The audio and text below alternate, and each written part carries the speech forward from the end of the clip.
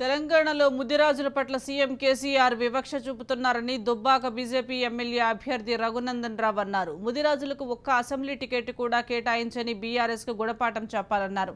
సిద్దిపేట జిల్లా దుబ్బాక మండలం బలవంతపూర్ గ్రామంలో బీజేపీ ఆధ్వర్యంలో ఎమ్మెల్యే రఘునందన్ రావు ఇంటింటి ప్రచారం నిర్వహించారు. అసెంబ్లీ ఎన్నికల్లో ముదిరాజుల పట్ల చిన్నచూపు చూసిన కేసీఆర్ కు తగిన గుణపాఠం చెప్పాలని పిలుపునిచ్చారు. ఒక్క సీట్ ఏం చేసుకుంటారో చేసుకోండి అన్న కేసీఆర్ కి మనం ఏం చేయాలంటే మాకు ఒక్క సీట్ ఇవ్వవు కదా సార్, మేము ముదిరాజులం పెద్దమ్మ తల్లి మీద ప్రమాణం చేసి చెప్తున్నాం, నీ కారుకి ఒక్క ఓటు కూడా వేయం సార్ అని చెప్పాలా వద్దా? చెప్పరా? తలకాయ మా చెల్లెలు ఇటు ఊపుతలేరు అటు ఊపుతలేరు, ఎటో ఊపురు ఎటు ఊపుతారు. మీ ఇంటికి మా ఇల్లు ఎంత దూరం అయితే మా ఇంటికి మీ ఇల్లు కూడా అంతే దూరం కావాలి.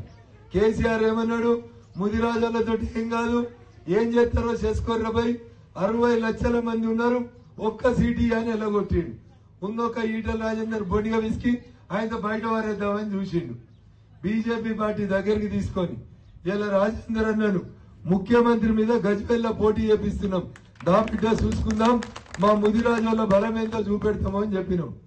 మరి రేపు మీ వాడు ముఖ్యమంత్రి కావాలంటే ఒక గజ్వేల్ గెలితే దానిలా దుబ్బాక గెలవాలా వద్దా?